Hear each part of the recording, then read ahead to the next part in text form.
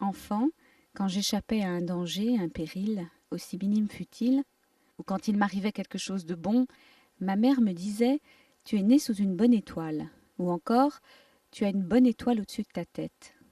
Certes, l'idée d'être ainsi élue et protégée me plaisait bien sûr. Cependant, cette formule me mettait obscurément mal à l'aise, comme si cette bonne étoile m'empêchait de ressentir quoi que ce soit, vrai chagrin ou vraie joie. Enfant, j'entendais aussi d'autres choses. Ma grande-tante Denise Mitskoun me parle de l'étoile jaune qu'elle a portée pendant la guerre, de l'obligation qui lui est faite de la coudre sur son vêtement. Elle, elle préfère le système de l'épingle à nourrice, amovible. J'ai gardé cette étoile qu'elle m'a donnée, percée de 2 petits trous et impeccablement doublée de soie jaune. Chez mon grand-oncle Maurice Binstock, je vois la photo d'un petit garçon. J'apprends que c'est son fils, Robert, âgé de 7 ans.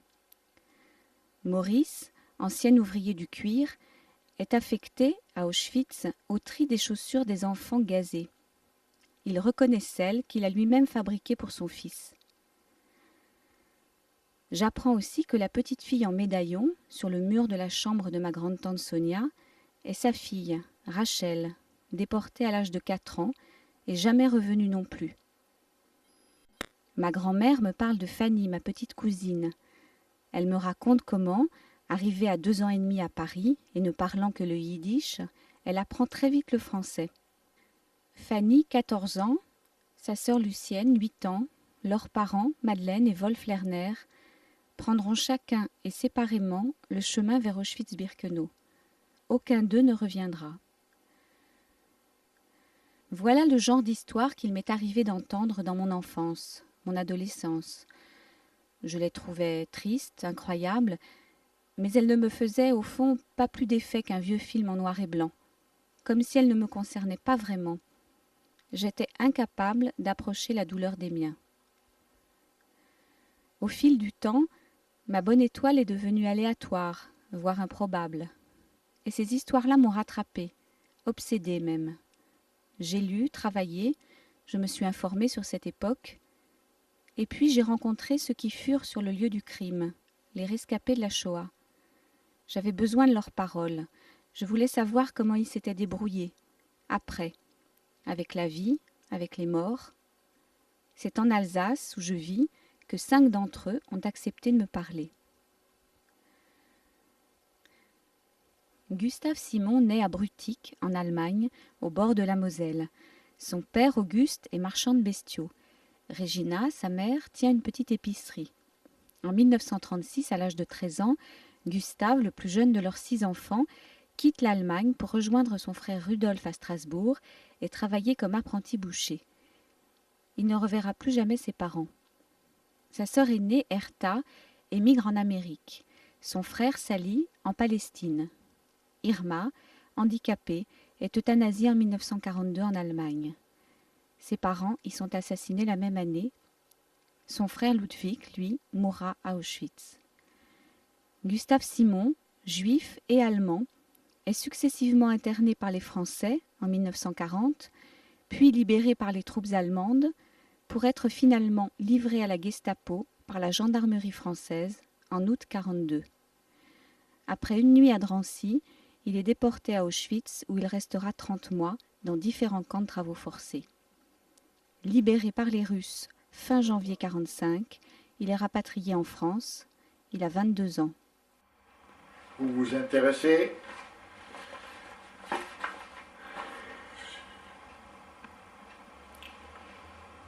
mais je pense tout ça, ça vient beaucoup trop tard. Pour la même, on dit aujourd'hui pour la mémoire et pour la mémoire, qui s'intéresse encore pour la mémoire. Sur 1000 personnes de mon convoi, il y en a 11 qui sont revenus. Et parmi les 11, c'est moi. Comment voulez-vous expliquer à quelqu'un que vous revenez? Et on se demande des fois pourquoi moi je suis revenu.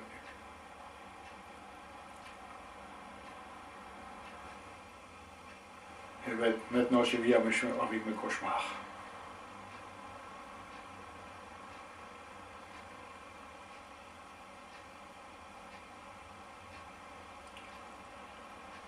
Pas grand-chose à ajouter. Personne ne comprend encore aujourd'hui. Si on n'a pas été dans ce cas-là, on ne peut pas comprendre. Il n'y avait plus de vie. On n'était plus personne. Moi au moins. Il fallait s'habituer. Des contraintes, des coups. Et puis petit à petit, on est rentré à Strasbourg et puis j'ai refait ma vie aujourd'hui. Je suis volontaire, un bénévole pour la Tara, ça veut dire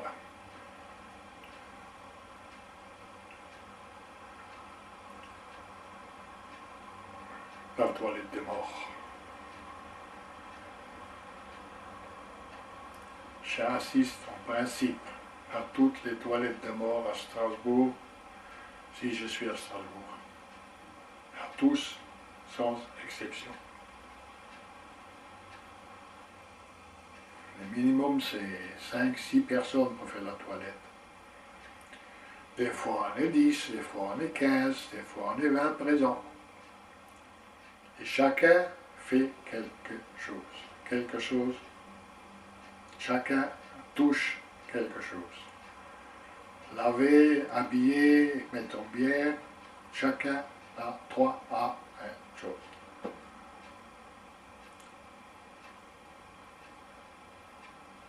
On est là pour ça.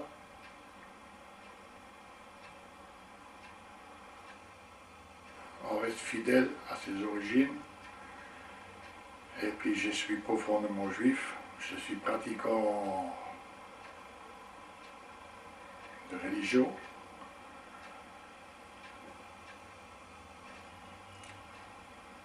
Mais on est des hommes comme les autres. Hommes ou femmes, pareil.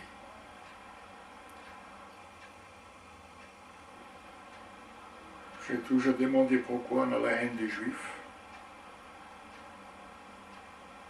Déjà très jeune. Ça, on me l'a fait sentir déjà de mon plus jeune âge. Dans chaque village, il y a un Juif. Dans chaque village en France, il y a un Juif. À la croix. Et puis on a la haine des Juifs. Je ne comprends pas.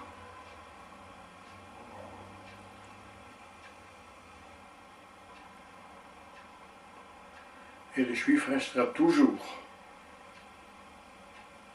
le bouc émissaire. Quoi qu'il arrive, quel chômage, c'est la faute des Juifs.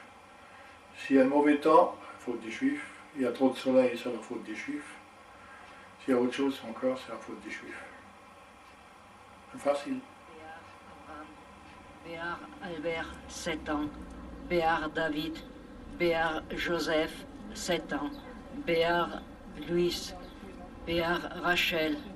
Béar Régine. Béar Rose. Béar Zara. Béar Sultana. Béar Maurice. Béar Yolande. Bémoira Claude, 4 ans. Bémoira Jacqueline.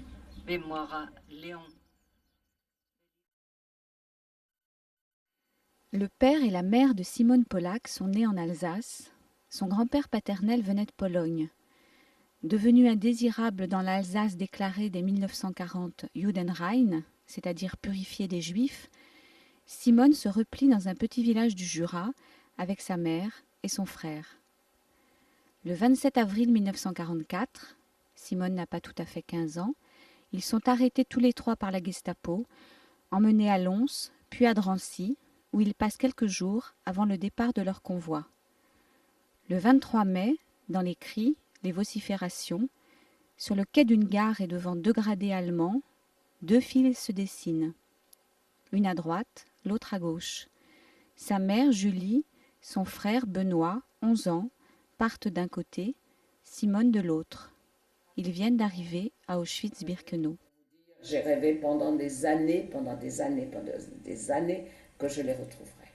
Que je me suis retrouvée autour d'une table, autour d'une lampe, et que je les retrouverais. Et ça, c'était mon point, que disons, c'était ma force. Il fallait que je pense à ça. Même que je savais, même en rentrant même, je me disais, il faut absolument que j'aille, que je prenne les cours, que je continue mes études. Si mon frère revient, il faut absolument que ce soit moi qui, parce que pour ma mère, j'avais plus d'espoir. Mais mon frère, on ne sait jamais, il fallait que j'aille, il fallait que j'assume, etc. Mais ceci pendant des années. Pourquoi? Parce qu'on ne fait pas le deuil si facilement que ça. Au contraire, même si on a été là-bas, on ne peut pas croire, on ne peut pas le croire. C'est pratiquement impossible de s'imaginer dans une vie normale que les vôtres aient pu être supprimés de cette façon-là par d'autres hommes. C'est très difficile de ne pas avoir une tombe où se recueillir. Parce que vous avez un monument, le monument il est froid, le monument il y a des noms. Je vais tous les ans, je vais sur les cimetières parce que j'y retrouve les tombes de mes grands-parents. Et je sais que ça ne compense pas ceci. Ceci ne compense pas cela, mais néanmoins, c'est un attachement à la famille. Et bon, on ne peut pas vivre avec les morts, mais on ne vient pas comme ça sur Terre sans rien. Et on est quand même issu de quelque part et on part, on laisse. Bon, pour moi, ben voilà, je n'ai pas de tombe où me recueillir, mais il y a suffisamment de place où on peut aller. On peut aller. Bien que je porte en moi cette marque indélébile, elle est gravée en moi à l'intérieur, il fallait que je la laisse de côté et il fallait que je vive avec, mais tout en la laissant de côté, pour pouvoir vivre, pour pouvoir dormir, pour pouvoir m'assumer. Aujourd'hui, bon, par rapport à mes amis, aujourd'hui je pourrais être mère, aujourd'hui je pourrais être grand-mère. Je n'ai pas d'enfants, je n'ai pas de petits, a fortiori de petits-enfants. Aujourd'hui, eh bien, je dirais presque que c'est la période qui me convient le mieux. Les morts, ce n'est pas qu'on y pense, qu'on les a oubliés, mais à 75 ans, vous avez le droit de vivre. À 75 ans, vous avez le droit, si dans votre vie, vous avez vécu, bon, bah, normalement, et avez toujours fait ce qu'il fallait faire, vous avez le droit de vivre au calme, sereine, pour pouvoir mourir sereinement un jour. Blum Babette, Blum David, Blum Frédéric, Blum Germaine, Blum Jeanne, 17 ans, Blum Lucien, Blum Madeleine, 15 ans, Blum Zach, Eva, Bocara Jacques, mon père, Bocara Henri, Bocara Simone, ma sœur, Bodic, Vladimir, Bogatti, Falga. Gilbert May a été arrêté à l'âge de 19 ans dans la région du Centre. De la prison de Clermont-Ferrand, il est conduit au camp du Struthof, dans les Vosges, puis à Dachau, d'où il est libéré en avril 1945. Gilbert May est né à Strasbourg. Sa famille est l'une des plus anciennes familles juives d'Alsace. En 1940, il vit avec ses parents et son frère à Saint-Amand-Montrond, dans le Cher. Sa mère, malade, meurt en 1941. L'année suivante, après la rafle du Veldiv, son père s'engage dans les réseaux essayant de cacher des enfants juifs. Il faut trouver des familles d'accueil, des tickets de ravitaillement. Gilbert, 17 ans, et son frère, 15 ans et demi, entrent dans un mouvement de résistants. Le 6 juin 1944, ils font partie du groupe de FFI du Cher qui attaque et occupe Saint-Amand. Contraints de se replier dans le maquis de la Creuse, Gilbert et son frère Jean-Pierre tombent le 19 juillet 1944 sur le régiment SS d'Astreich. Et quand les SS sont vraiment arrivés sur nous, il m'a mis debout. Pourquoi, j'en sais rien. Et mes 7 copains qui étaient restés allongés ont eu chacun une balle dans le crâne, et moi j'ai pas eu de balle dans le crâne parce que j'étais pas. Mon père a été fusillé par la milice le 4 juillet 1944. Mon frère il a été fusillé le 21 janvier 1945, un jour avant la libération de Cologne, à Siegburg. C'était la prison à côté de Cologne. Donc j'ai ramené mon frère et mon père ici au cimetière de Cronenbourg. Je ne vais quand même pas les laisser là-bas. Le souvenir de ce que j'ai subi au camp, bon, c'était dur, mais pour moi, le plus dur, ça a été la perte de mon frère. Hein. J'y pense tous les jours. Hein. C'est comme ça. D'ailleurs, mon frère a écrit une lettre 1 heure avant d'être fusillé. C'est dur de mourir à 18 ans, mais j'ai tellement souffert que cela me laisse froid. Je me réjouis de retrouver ma mère dans les cieux. Mon père, tu avais un fils qui t'aimait et qui n'a qu'une peine, c'est de te voir souffrir maintenant. Bon, il ne savait pas que mon père était fusillé. Au revoir toute ma famille, cher ami. J'espère pouvoir compter sur toi pour exécuter mes dernières volontés. Dis également à mon frère de créer une famille, une belle famille, avec beaucoup d'enfants pour que notre nom ne périsse pas. Bien amicalement, Jean-Pierre May, il est 7 heures, encore 1 heure à vivre. Voilà. J'en parle à mes gosses, je parle à mes petits-enfants. J'ai mon arrière-petit-fils maintenant, qui a 1 an, là. Il ressemble à mon frère, mais comme 2 gouttes d'eau. Je suis heureux comme tout. Hein. Nos enfants, directement après la guerre, ils ne voulaient pas en parler. Et puis, j'avoue que nous, on n'en a pas parlé pendant une bonne dizaine d'années. On n'en a pas parlé parce que d'abord, on ne voulait pas en parler, ça faisait remonter à nous des images et tout. Et ces images, nous, on essayait de les enfouir. Et puis, quand elles étaient enfouies, on était content d'avoir pu, et on ne voulait pas qu'elles remontent. Nos petits-enfants, et tous les jeunes, les gosses maintenant sont archi intéressés. Hein. C'est pour ça que je vais dans les écoles pour leur dire ce qui s'est passé. Pas pour leur dire ce que j'ai subi moi, mais pour leur dire qu'il faut qu'ils fassent attention, que la liberté c'est fragile, que la liberté il faut la défendre tous les jours, toutes les heures. Et quand on leur dit que la liberté c'est fragile et que quand on l'a perdue, ben, ça coûte beaucoup de sang et de sueur pour la reconquérir, ils se mettent quand même à réfléchir un peu. Nous, on s'est battus franchement pour un monde meilleur, un monde plus juste, un monde plus libre. Et finalement, on a repris ce combat. Et ça a toujours été ma ligne de conduite jusqu'à aujourd'hui. Quand je vois qu'un mendiant qui demande du pain ou des gars qui couchent dans la rue, moi je deviens fou parce que franchement, on s'est battu pour que ça n'existe pas. Donc, et comme ça existe encore, ben, il faut continuer le combat. Et il faut qu'on dise à nos gosses que c'est ça la ligne de conduite à suivre. Dès que je suis rentré, j'étais militant communautaire. Hein, je me suis impliqué tout de suite dans la vie communautaire. J'étais administrateur de la communauté pendant 2 mandats. Je m'occupe encore aujourd'hui du cimetière, enfin de la mise en bière. Parce que quand on a vu de quelle façon les morts étaient traités au Struthof ou à Dachau, je me suis dit qu'il fallait que je m'occupe de ceux qui meurent maintenant. Mais je ne suis pas pieux, je ne suis pas archi-pieux, mais je pense qu'on a 2000 ans d'histoire, ben, on ne peut pas laisser tomber. Donc il faut continuer à se battre. Mais la vie, c'est un combat continu. Hein. Donc n'y a rien de changé.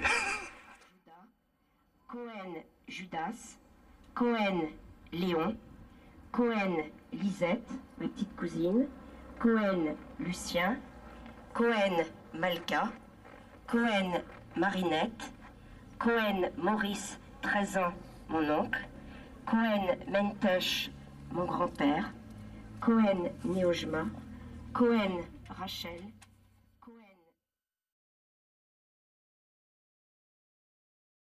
Ephraim Rosen est né en Pologne.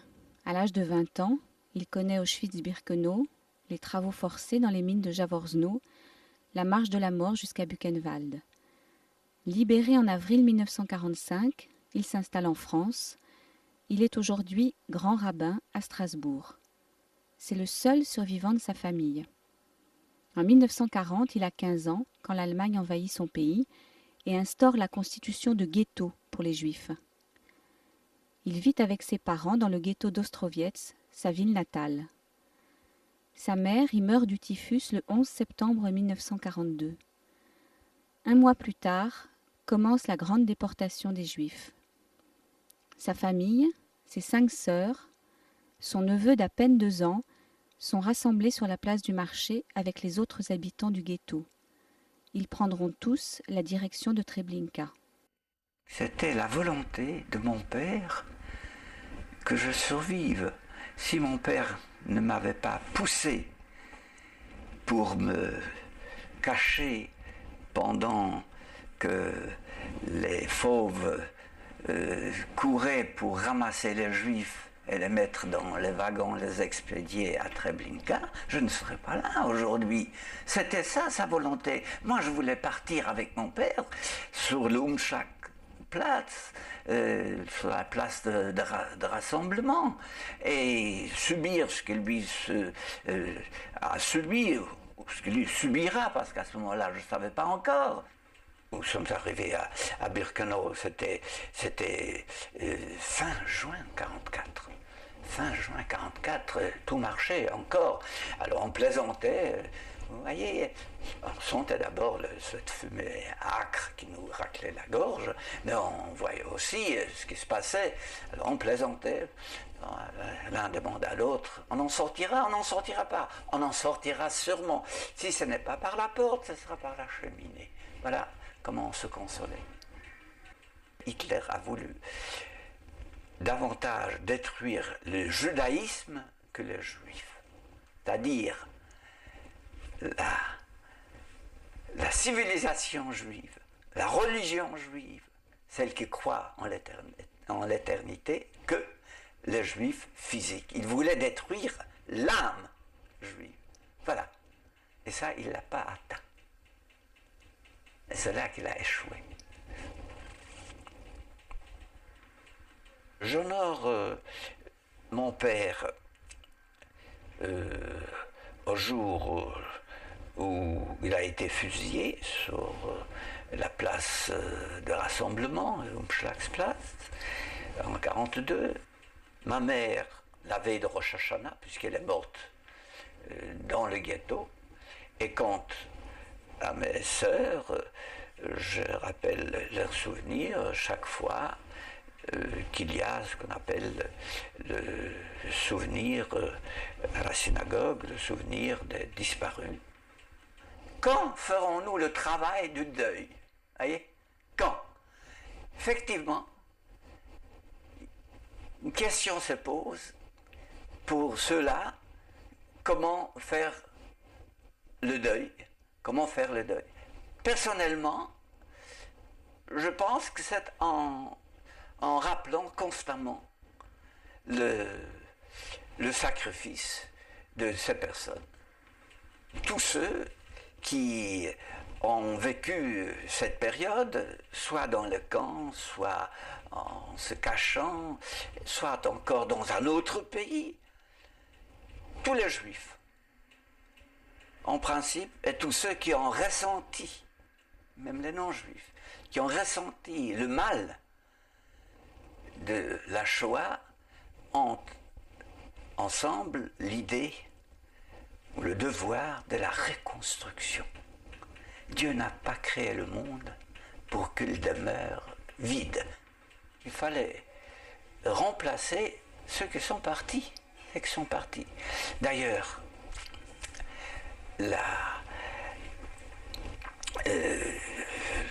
l'espoir de chaque homme qui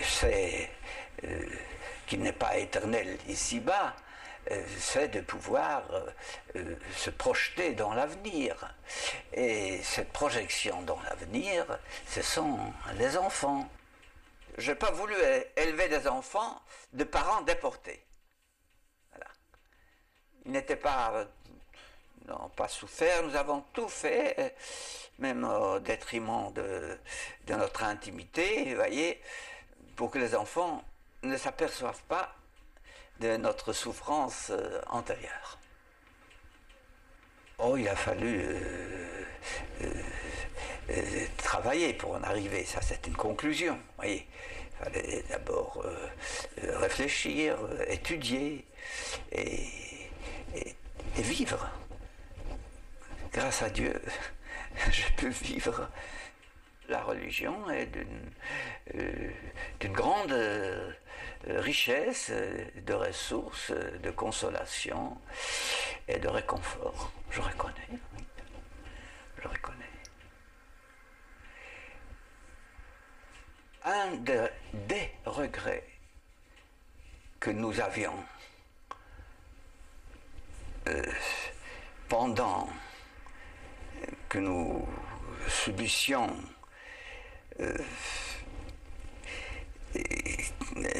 le joug des nazis, c'était de ne pas pouvoir nous défendre. De sorte qu'on s'est promis que ça n'arriverait plus, qu'on saura se défendre, soit par la parole, soit par les armes, s'il le faut. Voilà. Ma tante Fogelman Anna, 14 ans. Ma grand-mère Fogelman Estera. Ma tante Fogelman Jacqueline, 6 ans. Mon oncle Fogelman Michel, 1 an. Ma tante Fogelman Paulette, 12 ans. Jusqu'en 1939, Eliane Picard vit en Alsace, à Ensisheim, où son père est médecin. Après quelques pérégrinations dans la France occupée, sa famille se fixe à Toulouse, où Eliane, 18 ans, participe à des activités résistantes. Elle est arrêtée au mois de mai 1944, sur dénonciation, avec ses parents et 2 de ses sœurs. La plus jeune, Ninon, a 11 ans.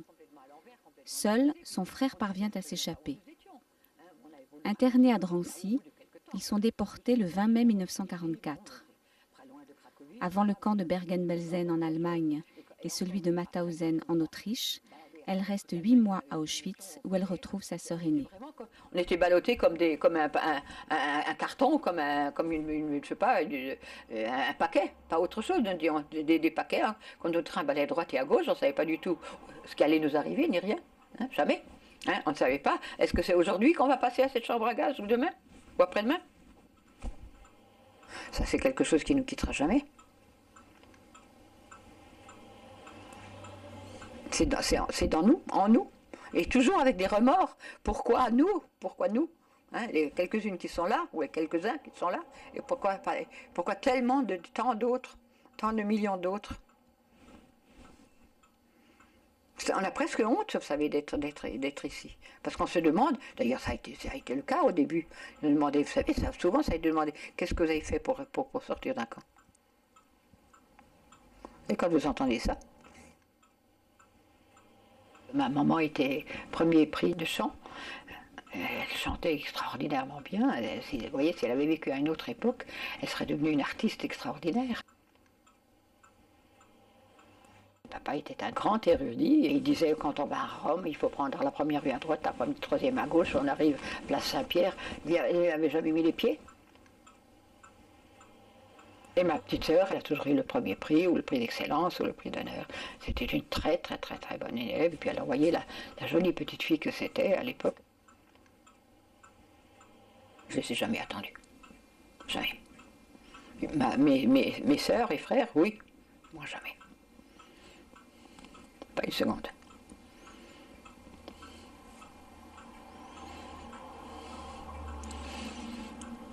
C'est comme ça, qu'est-ce que vous voulez? Mon frère, le plus jeune, qui est né en 30, eh bien, lui, il n'a jamais supporté, il a toujours été en dépression. Depuis la déportation des parents, il n'a jamais été en bon état. Et ça fait 15 ans qu'il n'est plus là. C'était le plus jeune, vous voyez, de nous, et puis il n'a jamais supporté, ma sœur aînée non plus. Pour moi, personnellement, eh bien, où il fallait vivre, en parlant, en vivant, en restant dans le camp, si on peut dire. Hein. On n'en est jamais sorti finalement. Ou alors, il fallait faire semblant et de dire que bon, il faut vivre une vie normale, il faut élever les enfants normalement et non pas je vous dis, dans l'horreur et dans la misère, c'est pas possible. Hein, il y avait plusieurs choix à faire. Nous avons fait ce choix-là. Mon mari, lui, qui était dans le maquis, lui parlait très souvent de sa résistance, qui était tout à fait quelque chose d'autre, qui n'avait rien à voir avec ce que nous avons tout en passé. Et bien, lui, il en a parlé très souvent. Moi, j'ai jamais parlé comme ça par bribes, de temps en temps. On disait un petit mot de ceci ou de cela, mais j'ai jamais voulu, surtout pas pour les enfants, de vivre dans un cauchemar perpétuel. Il suffisait que leur mère, de temps en temps, avait des cauchemars et ça, ils l'entendaient. Ça m'arrivait plus d'une fois dans la nuit de devoir prendre une douche parce que j'étais toute, si on peut dire, transpirante d'horreur ou de cauchemar. Mais ça, il le savait automatiquement, bien sûr, il l'entendait. Il me disait, et pourquoi que nous, on n'a pas de grand-mère et de grand-père? Tous les copains, ils ont des grand-mères et des grands-pères et nous, on n'en a pas.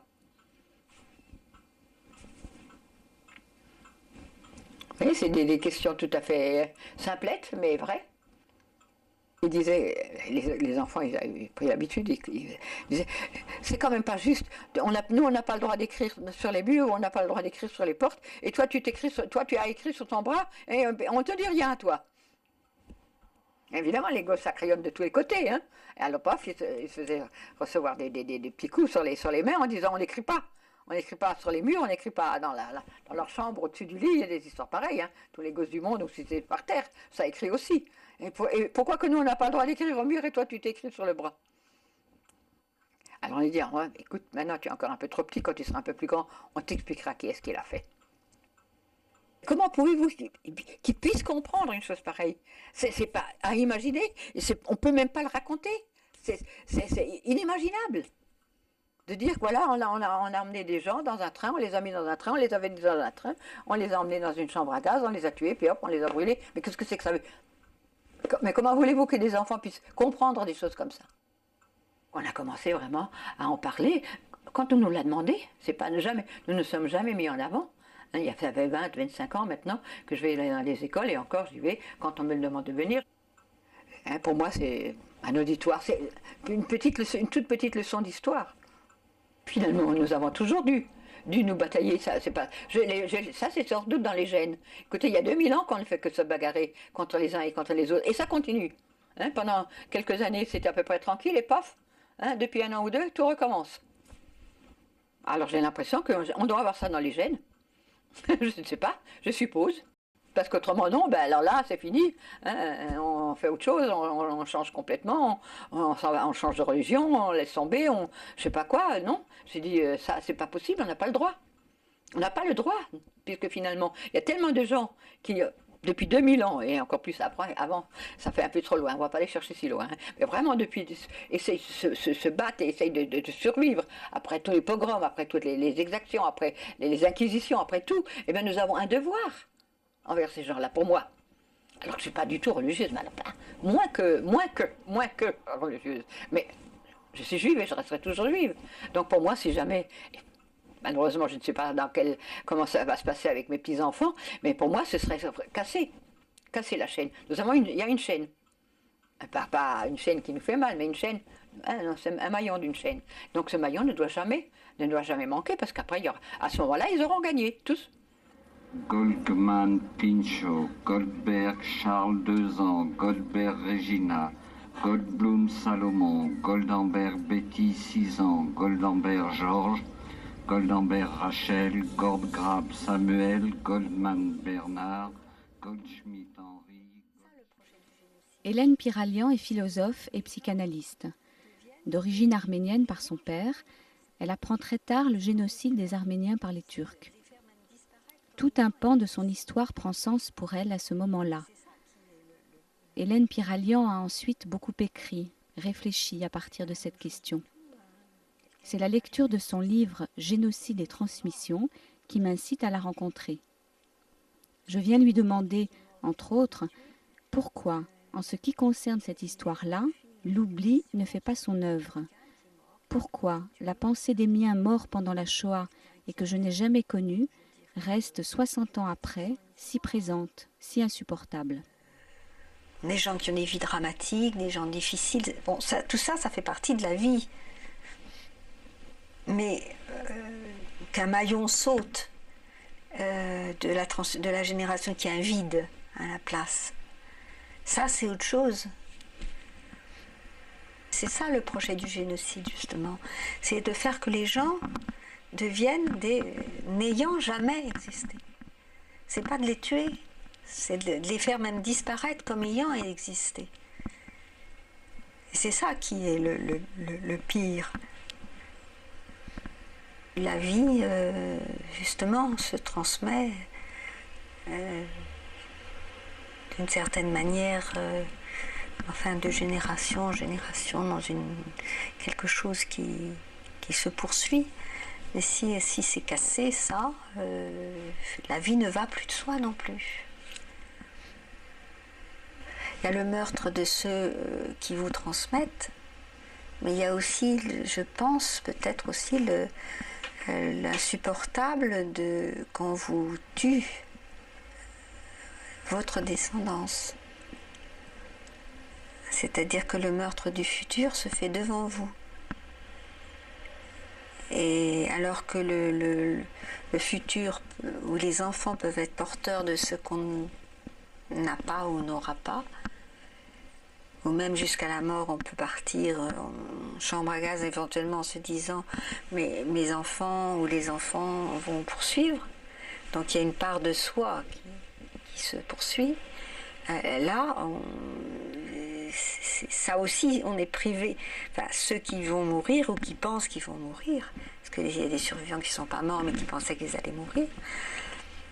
Eh bien, cette possibilité-là que quelque chose se poursuive en d'autres, après leur mort, leur est en même temps ôtée. Toutes ces destructions de valeurs, toutes ces destructions aussi d'affect par rapport à l'autre, ça ne s'arrête pas le jour où le génocide.